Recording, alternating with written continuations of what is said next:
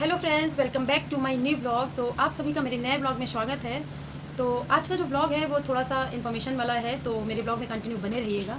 और आज का जो ब्लॉग है उसमें मैं बताने वाली हूँ, क्योंकि आप लोगों को शायद पता चल ही गया होगा, और जिन्हें नहीं पता चला है तो देखिए, मेरा तो काम है कि मुझे जो इन्फॉर्मेशन मिली है उस इन्फॉर्मेशन को मैं आप तक तुरंत ही पहुँचाऊँ। तो आज मुझे जैसे ही पता चला कि भाई एग्ज़ाम डेट जो है वो चेंज हो गई है, तो इसलिए मैंने सोचा कि आप लोगों तक उस चीज़ को मैं जल्द से जल्द पहुँचाऊँ। और आप लोग इस समय देख रहे होंगे कि मेरे जो है ब्लॉग जो है इस टाइम पे नहीं आ रहे हैं, क्योंकि मैं इस टाइम पे मेरे फ्रेंड की शादी है तो मैं उसमें भी बिज़ी हूँ, और बाकी जो पढ़ाई है वो तो है ही, और स्कूल है तो वो तो है ही, तो मतलब बहुत सारी चीज़ें हैं, तो मैं ब्लॉग नहीं कर पा रही हूँ। तो उस चीज़ के लिए मैं सॉरी हूँ भाई, क्योंकि मैं डेली अपडेट नहीं दे पा रही हूँ, डेली ब्लॉगिंग नहीं। अभी मैं आगे के लिए तो नहीं कहूँगी कि मेरे ब्लॉग जो है वो कंटिन्यू आएंगे कि नहीं आएंगे, क्योंकि शादी का जो है अभी हुआ नहीं है, अभी शादी तो देखिए होनी है। तो कल परसों नरसों मतलब 3-4 दिन तो मैं यहाँ बहुत ही ज़्यादा बिजी होने वाली हूँ। तो पढ़ाई भी मेरी 2-3 दिन के लिए शायद वो हो जाए, पर मैं अपनी पढ़ाई के लिए टाइम निकालती रहूँगी। और वहाँ क्योंकि फ्रेंड, बहुत ही अच्छी फ्रेंड की, मेरी बेस्ट फ्रेंड की शादी है, तो उसमें भी जाना मेरा ज़रूरी है। और पढ़ाई तो देखिए ज़रूरी है ही, उसके बिना तो कुछ है नहीं। तो मैं सबसे पहले ये बता देती हूँ आपको कि जो एग्ज़ाम डेट चेंज हुई है वो क्या हो गई है, पहले क्या थी और अभी क्या हो गई। तो देखिए, हम लोग जो है, मैं तो पीजीटी बायोलॉजी एस्पिरेंट्स हूँ, ये तो आप लोगों को पता ही होगा। तो टीजीटी की जो एग्ज़ाम डेट है वो चेंज नहीं हुई है। पीजीटी की जो एग्ज़ाम डेट है वो पहले थी 20 और 21 जून, 20-21 जून 2025 को। और ये एग्ज़ाम डेट उसकी है जो हमने 2022 में टीजीटी, पीजीटी, यूपीटीटी, पीजीटी का फॉर्म अप्लाई किया था, उसी का जो है वो पेपर होना था। तो 16-17 अप्रैल को तो यहाँ हो चुका था असिस्टेंट प्रोफेसर का जो एग्जाम जो है, 14-15 मई को जो है टीजीटी का होने वाला था, और पीजीटी का जो है वो 20 और 21 जून 2025 को होने वाला था। तो पीजीटी का एग्ज़ाम 20 और 21 जो जून में होने वाला था, अब वो 2 दिन पहले यानी 18 और 19 को होने वाला है। तो बस यही न्यूज़ मुझे आप लोगों को देनी थी कि हाँ, अब जो पीजीटी का एग्ज़ाम है वो 20 और 21 जून में ना हो करके और 18 और 19 को होने वाला है। तो आप लोग अपना एक और बार अपना वो कर लीजिए। यहाँ मैं तो भाई अपनी पूरी, मैं अपना बता रही हूँ कि 100% है कि एग्ज़ाम डेट चेंज हो गई है। जब तक मैं खुद कंफर्म नहीं हो गई हूँ, तब तक मैं खुद आप लोगों तक ये इन्फॉर्मेशन लेकर के नहीं आई हूँ।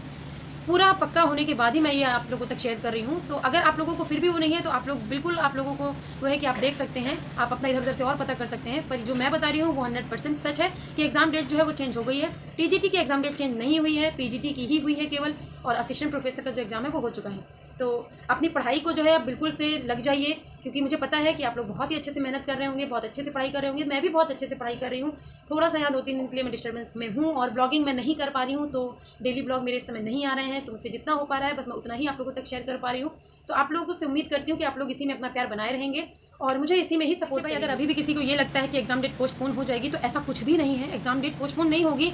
एग्ज़ाम डेट 2-3 दिन पहले, 2-3 दिन पीछे ऐसे ही होगी, पर होगी ज़रूर। एग्ज़ाम तो होना ही होना है, क्योंकि अगर एग्ज़ाम नहीं होना होता तो जो असिस्टेंट प्रोफेसर का एग्ज़ाम हुआ है वो भी नहीं हुआ होता, वो भी पोस्टपोन हो गया होता। या अभी तक, क्योंकि हम लोग अभी तक यहाँ तक भी नहीं पहुँचे थे, और यहाँ तक पहुँचे हैं, तो बिल्कुल 100% गारंटी है कि एग्ज़ाम होगा ही होगा। तो आप लोग अब बिल्कुल भी वीक मत होइए, बिल्कुल भी अपने आप को कमज़ोर मत बनाइए, बिल्कुल भी अपने आप को आलस में मत लाइए, क्योंकि ये ऐसा टाइम है जहाँ हम लोगों को अपनी जी जान लगा देनी है, ताकि हमें इस बार सिलेक्शन लेना ही है।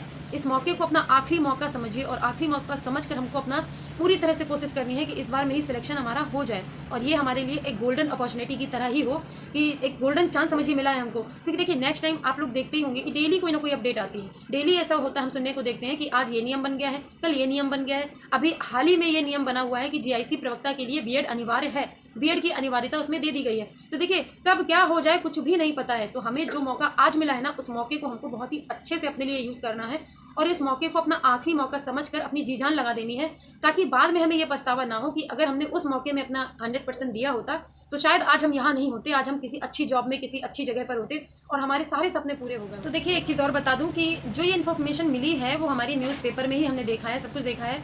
तो आगे जाकर के अगर वो न्यूज़पेपर वाले ही गलत हो जाएं, तो ये मैं नहीं बता सकती हूँ। देखिए, इस चीज़ में मैं तो कुछ नहीं कर सकती। मैं भी वही चीज़ मान रही हूँ जो लोग न्यूज़पेपर में लोग छापते हैं, तो मैं भी न्यूज़पेपर की ही न्यूज़ मानती हूँ, सारी चीज़ें देखती हूँ। तो आगे अभी 2-3 दिन में शायद चेंज हो, तो अभी आप लोग घबराइए नहीं, अभी आप लोग अपडेट रहिए। जैसे ही कोई इन्फॉर्मेशन नहीं मिलती है, मैं आप लोगों को तक ज़रूर शेयर करूँगी। तो आप लोग मेरे ब्लॉग्स में बने रहा करिए, आप लोग मेरे ब्लॉग्स को देखा करिए। कुछ भी अगर इन्फॉर्मेशन मिलती है तो मैं आप लोगों तक ज़रूर शेयर करूँगी। और ये इन्फॉर्मेशन अभी तो भाई है, सच्ची है, अभी तो बिल्कुल सही है, पर आगे 2-3 दिन में उसमें क्या चेंजेस होते हैं, क्या नहीं होते हैं, तो अगर कुछ चेंजेस हुआ या कुछ भी हुआ और ये एकदम कंफर्म हो गया या नहीं हो गया, तो ये सारी चीज़ें मैं आप लोगों तक अपडेट इसकी पहुंचाती रहूँगी। तो आप लोग मेरे ब्लॉग में ऐसे ही कंटिन्यू बने रहिएगा। मुझे पता है इस टाइम पे तो सबका रिवीजन ही चल रहा होगा, मेरा भी रिवीजन ही चल रहा है, और इस टाइम पे तो कुछ नया पढ़ने के लिए नहीं बचा है टाइम। अब बस सिर्फ ये बचा है कि हमने जो अभी तक पढ़ा है बस उसी को हमको बार बार उसी को हमको रिवाइज करना है। मॉक टेस्ट ज़्यादा से ज़्यादा लगाना है, और प्रैक्टिस सेट ज़्यादा से ज़्यादा लगाना है। मतलब जितना हो सके हमको अपनी तैयारी करनी है। हमको अब अपने आप को चेक करने का टाइम है ये, कि हमने अभी तक जो पढ़ा है वो सच में हमें कितना तैयार हुआ है। क्योंकि देखिए, पढ़ना और तैयार होने में फ़र्क होता है। हम पढ़ तो बहुत कुछ लेते हैं, पर तैयार हमको बहुत कम हो पाता है। अगर हमने पूरा विस्तार पढ़ा है ना, और पूरा अगर समझिए कि हमने पूरा एक 10 चैप्टर पढ़े हैं, तो 10 चैप्टर में शायद ही हमको उस 10 चैप्टर से 10 पेज ही समझ में आया हो। तो इसलिए हमको बहुत ही ज़्यादा ज़रूरी है कि हमने सब पढ़ने के बाद हमको उस चीज़ को अपने आप को रिक्रॉस करना है, रीचेक करना है कि हमने उस चीज़ में कितना अपने आप को दिया है, कितना उससे हम ले पाए हैं। ठीक है, तो मुझे पता है कि इस टाइम पे सब अपनी तैयारी में लगे हुए हैं, बहुत अच्छे से रिवीजन कर रहे हैं, मॉक टेस्ट वगैरह भी लगा रहे हैं। तो आप लोग भी मॉक टेस्ट लगाइए, मैं भी अपना मॉक टेस्ट लगा ही रही हूँ। और मैं अगर बताऊँ तो मैं कोई भी प्रैक्टिस सेट या वैसा कुछ भी ऑनलाइन नहीं ली थी, मैंने सब अपना सेल्फ स्टडी ही की है। और यकीन मानिए सेल्फ स्टडी ना बेस्ट स्टडी है, क्योंकि जब तक आप कोर्स लेने में और उसमें अपना टाइम वेस्ट करते हैं, तब तक आप अपना सेल्फ स्टडी से बहुत अच्छी प्रिपरेशन कर सकते हैं। तो इधर उधर भटकने से अच्छा है कि हम अपनी सेल्फ स्टडी पर ही ध्यान दें, खुद से सीखें, खुद से गिरें और खुद से उठें। उसकी कोई मतलब वही नहीं है, आप अपने से गिरेंगे, अपने से उठेंगे, वो ज़्यादा आपके लिए बेनिफिशियल होगा, ना कि हम किसी का सहारा लेके। देखिए बैसाखी के सहारे हम लोग ज़्यादा दिन तक नहीं चल सकते हैं, तो उसके लिए ज़रूरी है कि हम सेल्फ डिपेंड बने, खुद से सेल्फ स्टडी करें, सारी चीज़ों को खुद से ऑब्जर्व करें, ना कि हम किसी दूसरे पर डिपेंड। हाँ, हेल्प हम सबकी ले सकते हैं, क्योंकि देखिए बिना हेल्प के तो कोई कुछ भी नहीं कर सकता है, तो हम हेल्प ले सकते हैं। जैसे मैं ही हूँ, तो अगर मैं कहूँ कि मैं कहीं से कुछ भी नहीं करती हूँ, बस खुद से, तो खुद से कैसे करूँ? मैं बुक की हेल्प ले रही हूँ, मैं यूट्यूब में कुछ लेक्चरर्स हैं, कुछ टीचर्स हैं, उनकी हेल्प ले रही हूँ। पर किसी भी उसमें मैं डिपेंड नहीं हूँ कि नहीं भाई ये है तो है, मुझे बैच लेना है तो लेना है, मैं बैच से ही करूँगी। मैं आप लोगों को भी ये नहीं कह रही हूँ कि भाई बैच ना ही लो, ये मेरा पर्सनल ऐसा मानना है कि बैच मैं नहीं ले ली हूँ इसीलिए क्योंकि मुझे बैच ज़्यादा वो नहीं था कि इधर उधर से करने से अच्छा। देखिए वो लोग ना लिमिटेड ही बताते हैं, क्योंकि उन लोगों को सिलेबस पूरा करना है, ये करना है, बहुत ही लिमिटेड बताते हैं। हम लोग क्या करेंगे, जब हम लोग खुद सेल्फ स्टडी करने बैठेंगे तो हम लोग एक चीज़ देखेंगे, 4 अलग चीज़ें भी हमको उसमें दिखाई देंगी ही देंगी। ठीक है, यही ये नहीं होगा कि अगर हमने एक लाइन हमको बताई गई है तो हम बस उतने में ही लिमिटेड होंगे। नहीं, अगर हम एक क्वेश्चन का आंसर देखने के लिए हमने बुक खोली है तो हमको 4 और भी क्वेश्चंस उसमें दिखाई दे जाएंगे, 4 और भी क्वेश्चंस के आंसर हमको उसमें मिल जाएंगे।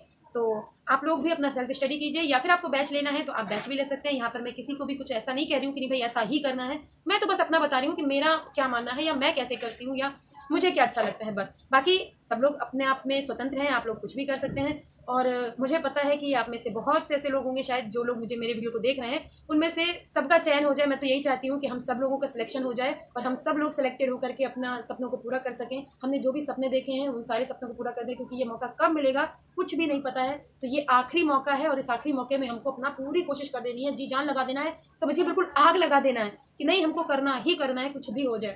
तो चलिए, मेरा ब्लॉग कितना बड़ा हुआ कितना छोटा हुआ ये तो मुझे नहीं समझ में आया है, पर आप लोग ने मेरे ब्लॉग को कंटिन्यू देखा उसके लिए थैंक यू सो मच। तो आप लोगों को अगर मेरे ब्लॉग अच्छे लगते हैं तो प्लीज़ आप लोग अगर मेरे चैनल पर नए हैं तो मेरे चैनल को लाइक शेयर सब्सक्राइब ज़रूर कर दीजिएगा, ज़रूर से ज़रूर। और मिलते हैं नेक्स्ट ब्लॉग में, तब तक के लिए बाय बाय। और ख्याल रखिए अपना भी और अपने स्वास्थ्य का भी, क्योंकि स्वास्थ्य का ख्याल रखना इस टाइम पे बहुत ही ज़्यादा ज़रूरी है। एग्जाम टाइम पे ना बीमार होना बिल्कुल भी नहीं बनता है, अगर बीमार हो गए तो समझिए हमारी सारी मेहनत में पानी फिर जाएगा।